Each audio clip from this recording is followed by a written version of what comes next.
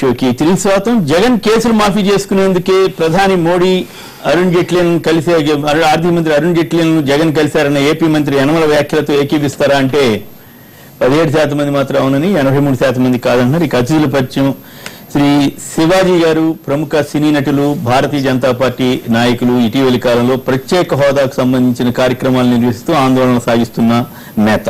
ఇక శ్రీ కార్ము నాగేశ్వరరావు, వైఎస్ఆర్ కాంగ్రెస్ పార్టీ ప్రధాన కార్యదర్శి, తణుకు శాసనసభ మాజీ సభ్యులు.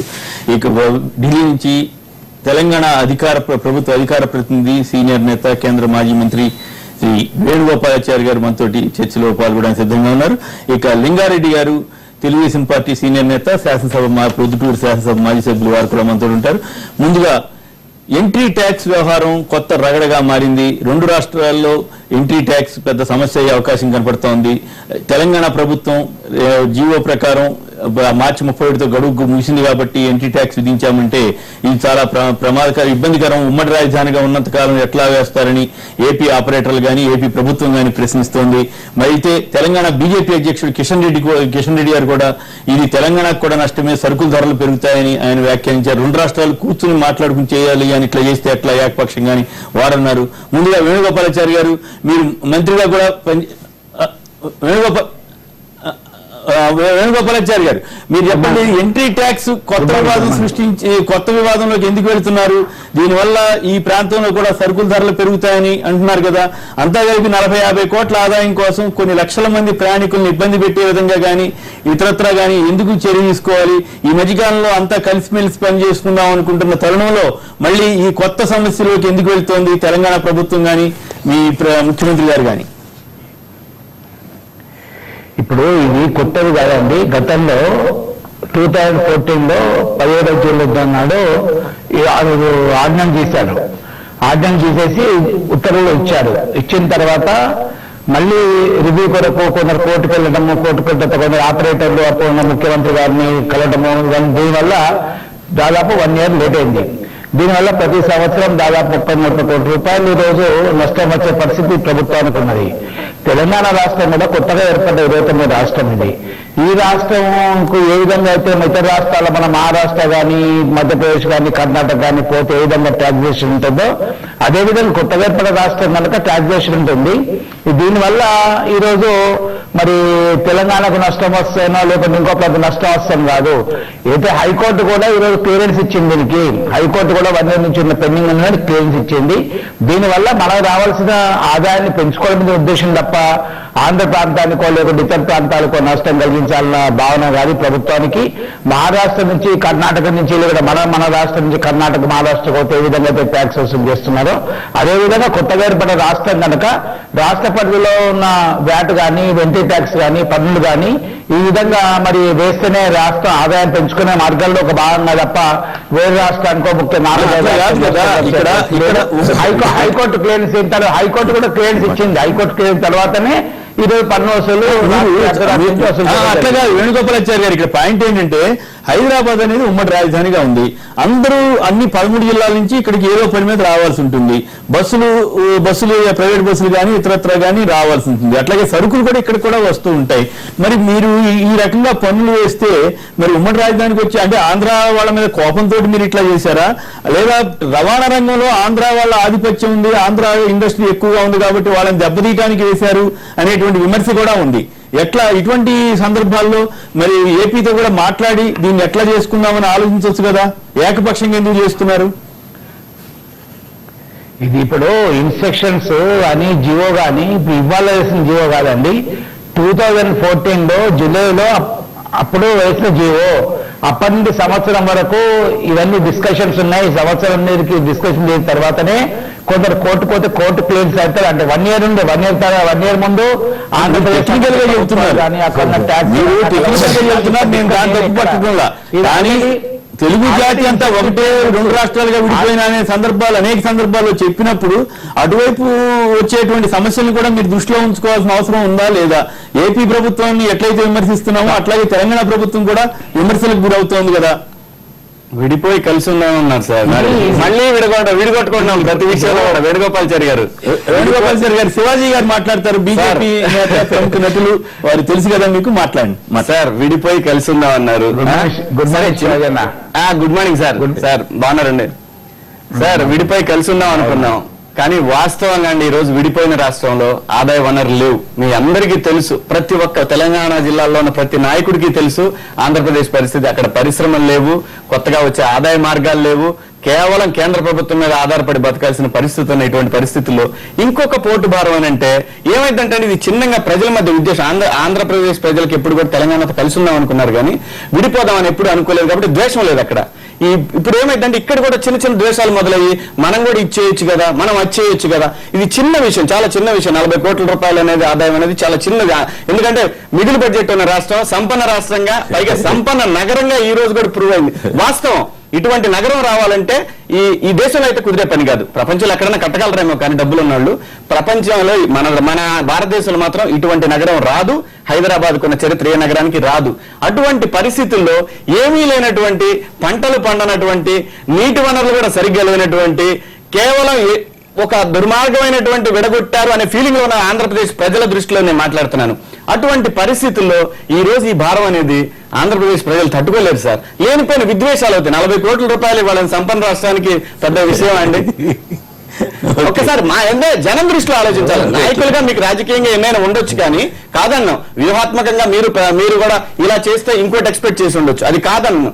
కాకపోతే ప్రజల వరకు వచ్చేసరికి ఇటువంటి ఇబ్బంది లేకుండా ఉంటే బాగుంటుందని నా ఉద్దేశం. మాట్లాడండి నాగేశ్వర గారు, మీరు కూడా మాట్లాడండి. ఇప్పుడు ఒక్క నిమిషం వేణు గారు, ఒక్క నిమిషం మాట్లాడండి. బ్రదర్ బాగున్నారా వేణుగోపాల్ సార్ గారు? మీరు బాగున్నారు, మేము బాగలేదు. మీరు బాగున్నారు, మేము బాగలేదు. ఏదో మూలిగే లెక్క మీద తాటికే పడ్డట్టుగా మాకు ఇదొక బాధ పెట్టారు మీరు. ఇవాళ మీకు ఓట్లు వేసి 2,000 కోట్ల రూపాయలు వచ్చినాయండి. ఏమండి 2,000 కోట్లు మీకు తెలుసు కదండి. మీరు ఢిల్లీలో ఉన్నారు, మీరు మీ పార్టీ అధికార ప్రతినిధిగా మీరు ఢిల్లీలో ఉండి మాకేమొచ్చినాయి, ఎన్ని వచ్చినాయి, మీ ప్రభుత్వ ప్రతినిధిగా ఉండి మీకు అన్ని తెలుసు. ఎన్ని వచ్చినాయో మాకు మా వాళ్ళు ఎలా తెచ్చుకుంటున్నారో వాళ్ళకి తెలుసు. కానీ ఇవాళ ఈ ఎంట్రీ ట్యాక్స్ ఇది వేసి ఇవాళ మీకు ఓట్లేసి, చాలా మంది దగ్గర మీకు ఓట్లేసి గెలిపించే వాళ్ళ ఇంటికి వెళ్ళి వచ్చే వాళ్ళకి భారం కలిగించే పరిస్థితి మీరు కల్పిస్తున్నారు.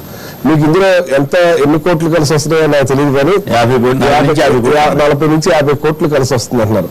మీరు ఈ ఎంట్రీ ట్రాక్స్ వేసి ఆ బస్సుల్ని జనాన్ని ఎక్కువ రానివ్వకుండా చేయటం వల్ల 100 కోట్లు నష్టపోతారని నేను అంటున్నాను. ఎందుకంటే వాళ్ళు చాలా మంది హైదరాబాద్కి వచ్చి ఇక్కడ ఆ పని ఈ పని చూసుకోవట్లే, హోటల్లో ఉండి ఫుడ్ తిని, టిఫిన్ తిని, భోజనం తిని, బోల్డ్ ట్యాక్స్లు ఆ రూపంలో కట్టేది మీరు కట్ అయిపోతున్నారని చెప్పి ఆలోచించాలి మీరు. ఇవి ఒక రకంగా ఈ ప్రజలకి అన్యాయం చేశారు, ఈ ప్రభుత్వం అన్యాయం చేసింది, ఇంకా మమ్మల్ని కక్షాదిస్తుంది అన్నది వేసుకుంటూ మీకు వచ్చే ఆదాయాన్ని కోల్పోతూ, కానీ మీరు ఇడిపోయి అన్నదమ్ముల్లా ఉంటామన్నది కాదు. ఇది దుర్మార్గం ఇచ్చిన విధంగా ఉండే విధంగా ఉంది. కాబట్టి దీన్ని మీరు ఖచ్చితంగా మీరు ఎంచేదంటే మొన్న నేను తెలుగుదేశం నాయకుడికి చెప్తే వెంటనే కేసీఆర్తో అదే చంద్రబాబు నాయుడు గారితో మాట్లాడి, ఏదండి మన ఎంఆర్ఓ సర్టిఫికేట్ ఇవ్వాలి పొలాలు అమ్ముకుంటే అంటే ఇది కరెక్టే, మాకు కూడా బాధగా ఉంది, మేము మాట్లాడతాం మా చంద్రబాబు నాయుడు గారితో మాట్లాడి క్యాన్సిల్ చేయించారు. అలాగే మీరు అనుభవజ్ఞులు వేణుగోపాలాచారి గారు అంటే చాలా మీకు సీనియారిటీ ఉంది. నేను బాగా తెలుసు. మీరు తెలుగుదేశం నుంచి టీఆర్ఎస్ లోని ఎంతో అనుభవం ఉన్న వ్యక్తిగా మేము కేసీఆర్ అక్కడ ఇచ్చారు. దీని మీద ప్రత్యేకంగా ఆయనతో మాట్లాడి మీరు లెక్కలేసుకుని మనకి ఎంత వస్తుందా, మీరు ఆదాయమే ప్రధానం అనుకుంటే మీరు ఆదాయం ఇంకా ఎక్కువ పొందుతారు దీన్ని తీసేయటం వల్లని మీరు ఒకసారి ఆయనతో మాట్లాడి దీన్ని రెక్టిఫై చేయాలి. లింగారెడ్డి గారు టీడీపీ నేత, వారు కూడా మాట్లాడతారు. లింగారెడ్డి గారు, ఎంట్రీ ట్యాక్స్ ఇప్పుడు ముఖ్యంగా మనం కొన్ని పరిణామాలు మనం చూస్తున్నాం. ఎందుకంటే విభజన చట్టంలో ఉండేటువంటి వాటినే వాళ్ళు గౌరవించడం లేదు, అమలు చేయడం లేదు. టీఆర్ఎస్ ప్రభుత్వం కానీ పార్టీ కానీ దాని పర్యవసానాన్ని కూడా నిన్న జరిగినటువంటి ఎమ్మెల్సీ ఎన్నికల్లో వాళ్ళు బాగా చదువుకోవడంలో జరిగింది. ఇంకా మనం అర్థం చేసుకోవాల్సింది ఏంటంటే ఇప్పుడు రాష్ట్రము దానివల్ల 10 సంవత్సరాలు సమైక్య రాజధానిగా ఉండాలా హైదరాబాద్ అనేటప్పుడు దాన్ని గౌరవించాల్సినటువంటి బాధ్యత ఉంది. కనీసం ఆ 10 సంవత్సరాలైనా కూడా ఆ నీతిని, ఆ ధర్మాన్ని, ఆ యొక్క న్యాయాన్ని అనుసరించాల్సినటువంటి అవసరం ఉంది. ఎందుకంటే ఇప్పుడు ఎన్నో రకాలుగా కొన్ని దశాబ్దాలుగా హైదరాబాద్తో మరి తెలంగాణ ప్రాంతంతో ఈ రవాణా వ్యవస్థ ముడిపడి ఉంది. అంటే చెప్పినట్టు పనులు వచ్చే వాళ్ళు కానీ, లేకపోతే రకరకాల రవాణా విషయాలు కానీ, దానికి సంబంధించినటువంటి కార్యకలాపాల వల్ల వచ్చేటువంటి ఆదాయం కానీ ఎన్నో రకాలైనటువంటి ఇది ఉంది. మీరు ఒక చిన్న 50 కోట్ల 40 కోట్ల ఆదాయానికి అందరినీ ఇబ్బంది పెట్టి, ఇప్పుడు ఇక్కడ ఏం జరుగుతుంది, సరుకుల రేట్లు పెరిగిపోతాయి, వినియోగదారులు నష్టపోతారు. అక్కడ కూడా వేస్తారు. అదే వినియోగదారులు నష్టపోతాడు.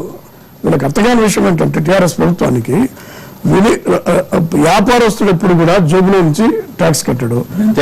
రవాణా మరి వాహనాల యజమానులు జోబులో నుంచి వాళ్ళు ట్యాక్స్ కట్టరు. అవి చివరికి వినియోగదారులను పనిపడతాయి. ఆ వినియోగదారులు కూడా పేదలపైన భారం పడుతుంది. సరుకులు రేట్లు పెరిగిపోతాయి. దానివల్ల ఎన్నో పర్యవసనాలు ఉంటాయి. ద్రవ్యోల్బణం వస్తుంది, ఆర్థిక వ్యవస్థ దెబ్బతింటుంది, ఎన్నో ఉంటాయి. తర్వాత ఇంకోటి కూడా చెప్తాం చూడండి. ఇప్పుడు ఇక్కడ మనం చూసాం ఫీజు రీయింబర్స్మెంట్ విషయంలో కూడా మీరు ఇక్కడ కాలేజీలు ఉన్నాయి, ఇక్కడ ఆంధ్ర పిల్లలకు డబ్బులు కట్టమంటారు. మేము కూడా అక్కడ డబ్బులు కడతాం, మీరు ఇక్కడ కట్టామంటే దాన్ని ఒప్పుకోవడం లేదు.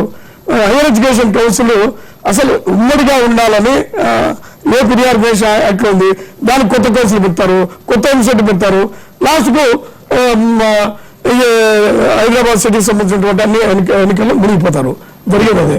ఇప్పుడు మన కేసీఆర్ ఏమన్నాడు, ఆ కుక్కట్పల్లి అక్కడంతా కూడా పోయి ఆంధ్ర వాళ్ళు ఉండే చోటికి ఆంధ్ర వాళ్ళ కాళ్ళు ముందు గుచ్చుకుంటే నేను నోటితో చూస్తాను చెప్పినాడు. ఇదేనా ఈ నోటితో తీసేటువంటి వ్యవహారం? గుచ్చుకున్నటువంటి ముందు నోటితో చేయడం కాదు, అసలు ముందులో గుచ్చుతా అంటే కాళ్ళ కూర్చోడం కాదు. ఈ ముళ్ళు గుచ్చుకోవడంతో పాటు ఈ యాంటీ టాక్స్ తో పాటు ఒక కీలకమైన కాళ్ళకు గుచ్చుకోవడం కాదు, గుండెల్లో గుచ్చుతున్నారు. తెలంగాణ సచివాలయంలో ఆంధ్ర ప్రాంతానికి సంబంధించిన వారని చెప్పి 15-20 మందిని ఆల్రెడీ పక్క బదిలీ చేసేసి వాళ్ళకి ఎక్కడ పోస్టింగ్ ఇవ్వకుండా మరో 25-30 మందిని చేస్తున్నారట. అంటే అందరినీ కలుపుకుంటూ అందరూ మా సోదరులే అని చెప్పిన తర్వాత ఈ రకమైన వివక్ష కూడా ఈ ప్రభుత్వానికి ఎంతవరకు మంచిదని కూడా ఆలోచించాల్సిన అవసరం ఉందనుకుంటా కదా. ఈ 2 పాయింట్ల మీద మీరేం చెప్తారు? ఇప్పుడు ఇక్కడ ఉన్న సరే వీరంతా కూడా వారి వాదనలు వినిపించారు. మీరు ఫైనల్ గా దీని మీద మీరు ఏమన్నా ఆలోచన చేయగలిగే పరిస్థితి ఉంటుందా, లేదు ఇంతే అంటారా? ఎలక్షన్ లో ఎట్లాగో ఓట్లు వేసే పరిస్థితి లేదు కాబట్టి అనవసరం అనుకున్నారా? ఇంటిగ్రిటీ దెబ్బతింటుందండి. ఇలా అయితే తెలంగాణ రాష్ట్రం వల్ల పక్కన పెట్టేసి చేస్తే మరి మనకు పనిచేసే ఐఏఎస్లు కానివ్వండి, మిగతా ఆఫీసర్లు కానివ్వండి, వీళ్ళంతా వివిధ రాష్ట్రాల నుంచి వచ్చిన వాళ్ళు. వీఆర్ ఇన్ ఇండియా, కారణం లీకేజ్ అని చెప్పి లోపోలు పెట్టేసి ఏదన్నా కానీ మేము మనుషులం అండి, ఈ దేశంలో పుట్టిన వాళ్ళం అండి, మనందరం మనం నిన్నదా కలిసి ఉన్నామండి. ఇలా ఇది కరెక్ట్ కాదండి. ఎన్ని చెప్పినా సార్ రాజకీయంగా ఉన్నప్పుడు వ్యూహాలు ఎన్నైనా చేసుకోవచ్చు కానండి. మామూలు కామన్ మ్యాన్ తోటి ఇలా ఎంప్లాయీస్ తోటి ఆడుకోవడం అనేది ఇటువంటి వ్యవహారాలు చేశారు కాబట్టి అసలు జిహెచ్ఎంసీ ఎన్నికలకు పోలేక హైకోర్టు ముట్టకాయలు వేసినా కూడా ఇంకా మాకు డిసెంబర్ 7 కావాలా, 2000 డివిజన్లు చేయాలా, మరి దాన్ని రీఆర్గనైజ్ చేయాలా, మరి రిజర్వేషన్ చేయాలని చెప్పి కుంటి శాఖలతో ఎలక్షన్ పోలేకున్నారు. మరి దాన్ని చూసైనా కూడా వాళ్ళు మనసు మార్చుకోవాలా, పద్ధతి మార్చుకోవాలా, మరి వివక్షత మానేయాలి కదా. గుడ్ వేణుగోపాల్ గారు సమాధానం చెప్పండి.